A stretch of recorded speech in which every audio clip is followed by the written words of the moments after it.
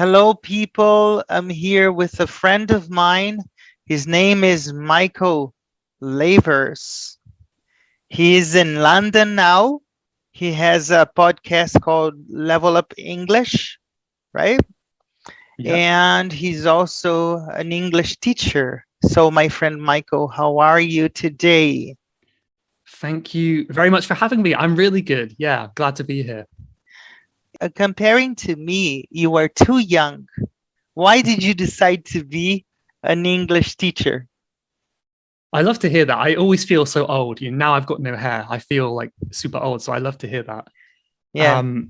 I first decided to get into languages generally, Mm-hmm. just because I Mm-hmm. don't know why. I've always loved languages. Mm-hmm. I first started learning Japanese as a teenager, and I don't know what drew me towards languages, but I loved it. So Mm-hmm. quite simply, I just thought about what I love to do, languages, and then I thought about what skills I have. I didn't have any real skill in foreign languages at this point, Mm-hmm. Mm-hmm. but obviously my English was Mm-hmm. okay. So I decided Well, to go down that path and see if I can make yeah. a career out of it. And as I've progressed, I've loved it more and more. I love the feeling of helping people, Mm-hmm. not just learn English, but also achieve their goals. Mm-hmm. They can move to another country, they can get a new job. I think that's Mm-hmm. always a really rewarding Mm-hmm. feeling for me to kept Yes, going. I totally agree with you. And did you start teaching English because you were a Japanese learner, or it came naturally to you, or I want to be a teacher to help people? Um, yeah, I've got a terrible memory. I'm trying to think of like my mindset at that time. I I think it was just like, at this point, I was unemployed and I Mm-hmm. was traveling on my savings Mm-hmm. for a few months. And I was thinking about, you know, what do I want my life to look like? What do I want to do in my life? Mm-hmm. Um, and I think this teaching career had all of the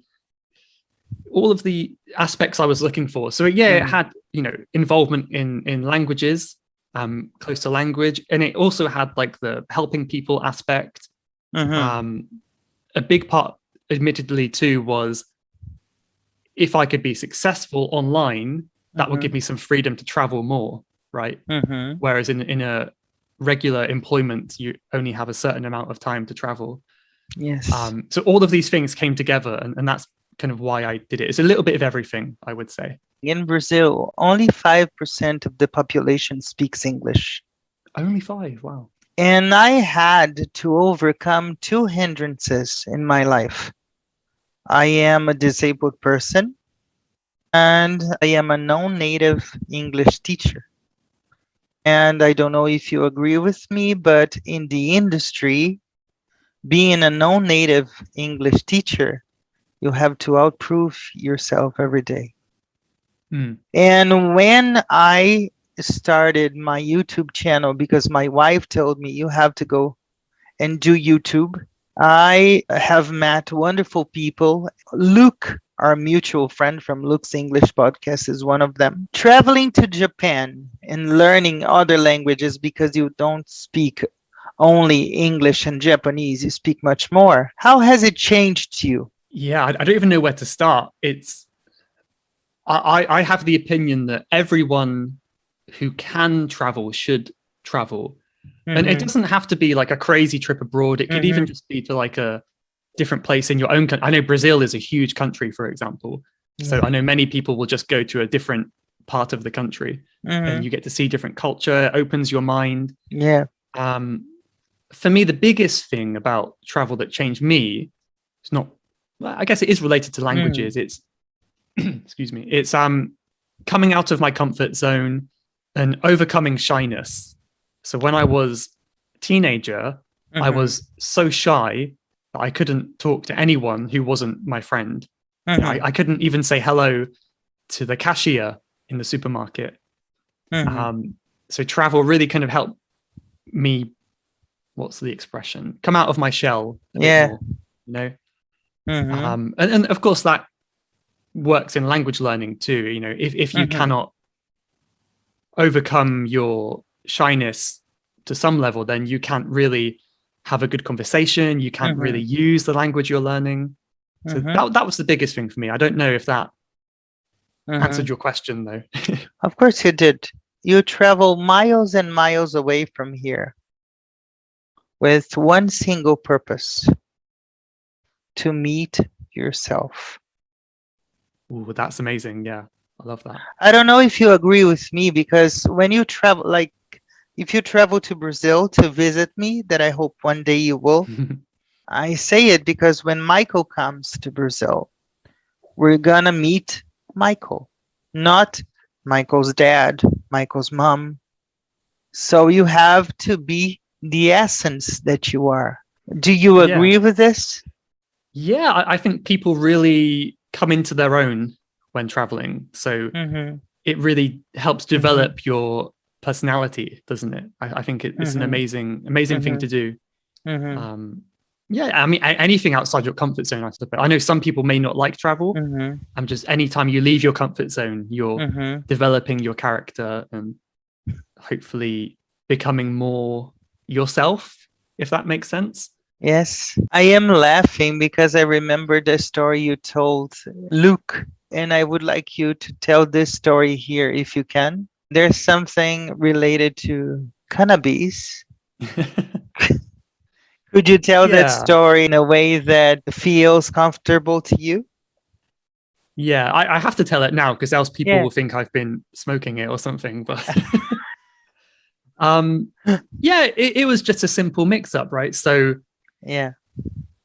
for native speakers, it may be very obvious the difference Mm-hmm. between Yeah. two words, but as a learner, Mm-hmm. it's easy to get confused between words that sound a bit similar. Yes. So yeah, I was working on a farm in Japan, and I wanted to ask someone for compost, which is what you use to fertilize the Yeah. ground and Yeah. help things Yeah. grow. Yeah. And that word is like taihi in Japanese. But instead, I asked for timer, which is Wow. cannabis. Wow. I don't know why that was in my mind. I don't know, but she looked at me like really shocked, like, what? What? I don't, who do you think I am? I don't have that because I think in Japan, it's compared to England, it's much more Mm-hmm. serious to do that, Mm-hmm. you know? Mm-hmm. So, yeah, eventually she understood it wasn't a big deal, but Yeah. a little bit embarrassing. These little mix-ups are very common, mostly for non-native speakers and students as well. But I laughed so hard about this story when you told Luke what is something that you can't forget concerning teaching. Oh, that's a fantastic question. I'm not sure though. Um, uh, I'm sure there's amazing examples. Mm-hmm. It's hard Mm-hmm. to think on the spot. I mean, the first thing that came to mind was just like Mm-hmm. I love hearing success stories, Mm-hmm. and my favorite thing is when I get an email Mm-hmm. from a student. You know, sometimes I have a student who I work with for a limited time, like 6 months, for example, and then I get an email later saying, you know, thank you for your help, and then what they've done. So, for example, I had one student who said, because of, well, according to her, because of our lessons, she was able to, you know, pass her IELTS exam and then move Mm-hmm. to Canada to live because the situation in her country was a bit unstable. So she was able to leave Mm-hmm. that unstable state and move to Mm-hmm. Canada. And hearing that success story was so rewarding to me. It was such a good feeling that I don't Yeah. take credit for that, but maybe I had a small part to play. Of And I course. think that was amazing to feel. Of course. Sometimes on the channel, people ask me, you are an English teacher who interviews, or you are an interviewer who teaches? I am an English teacher who likes to tell stories. Mhm. I like to tell your story. When I saw the level of the things that you have on your channel, on your podcast, I said, wow, he's amazing. And I'm going to try to bring him a non-native English teacher. Mm. What do you think about this? Yeah, I'm glad you came back to that because I wanted to say something about that before because it's always a shame. There's kind of some level of almost discrimination, right, in the English teaching industry. Yeah. And what I think is a shame is often you'll find like non-native English teachers have so many qualifications, so many years of experience and all this stuff. And yet it's still harder for them to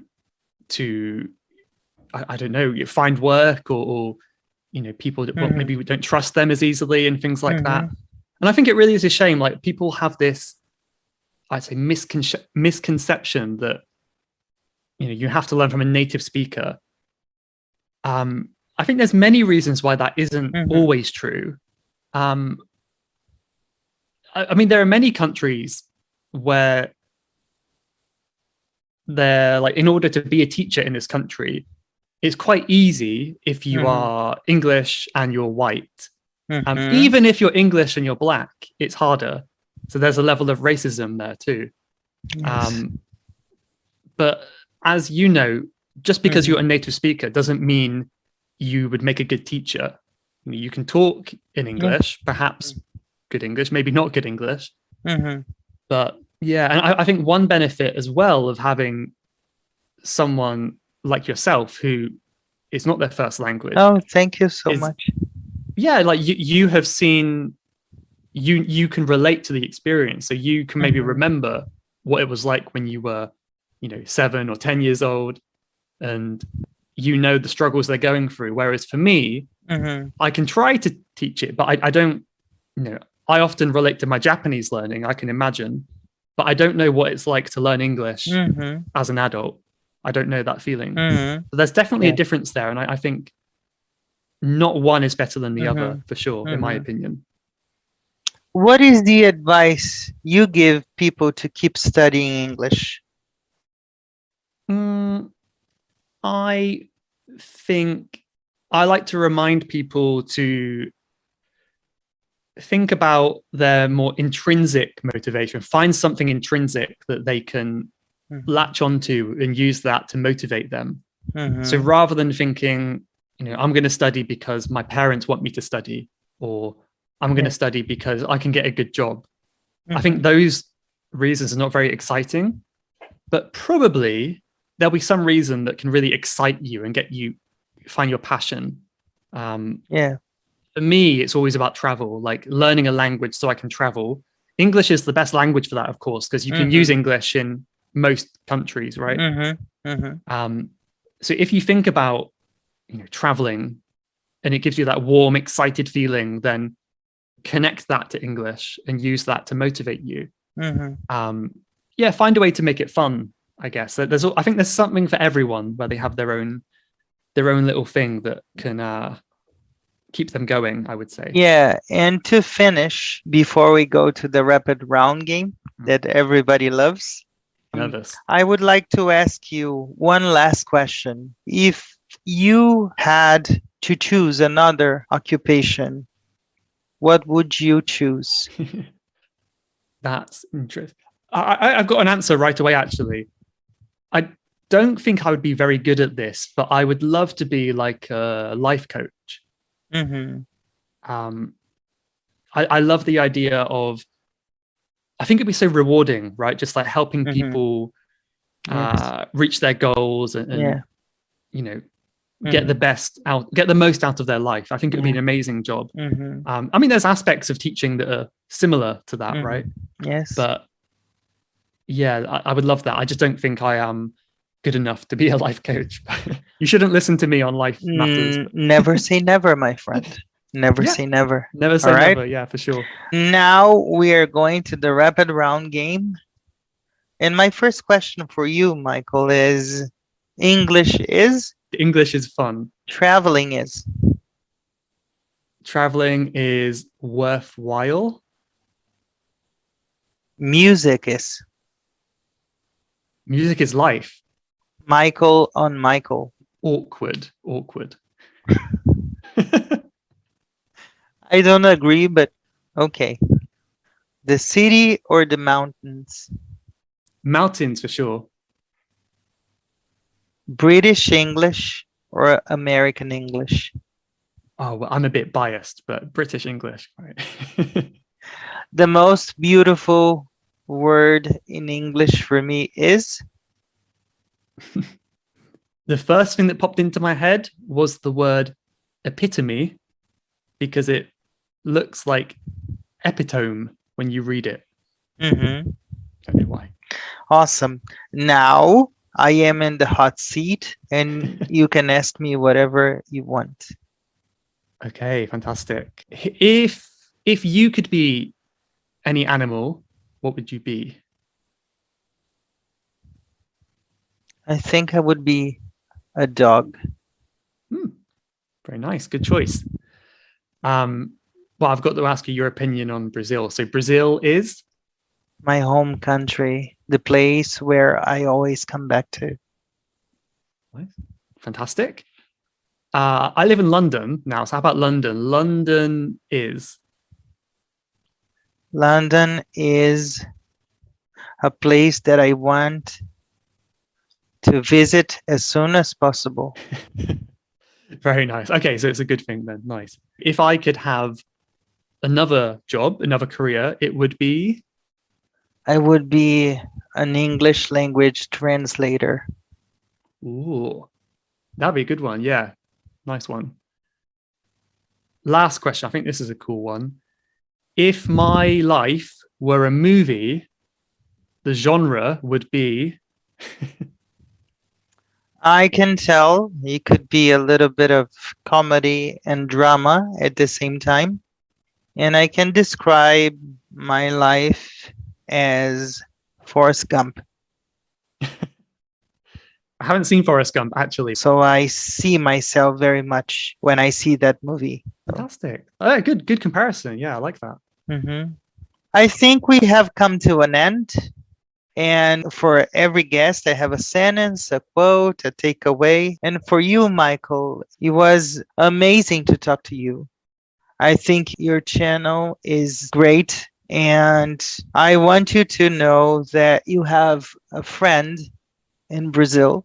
Thank you. Yeah, same to you. Whenever you come down, let me know. I always have some sentences that I like to tell people. For you, I chose Ubuntu, which translates into English as I am because we are, because nobody does anything alone. And I think that we have to bring peace to the world, be humble, down to earth. That's why I tell people stories on my channel. That's what I like to do. Thank you for this great chat. Thank you for lending me your language that I love so, so much. I can't really take credit for that, but I'm glad you like it. I can't take credit personally. It was a huge pleasure to have you on the channel. Thank you so much. Thank you. Likewise, it was so good to meet you. Thank you very much. People, this was my friend Michael from Level Up English podcast. English with Michael on YouTube.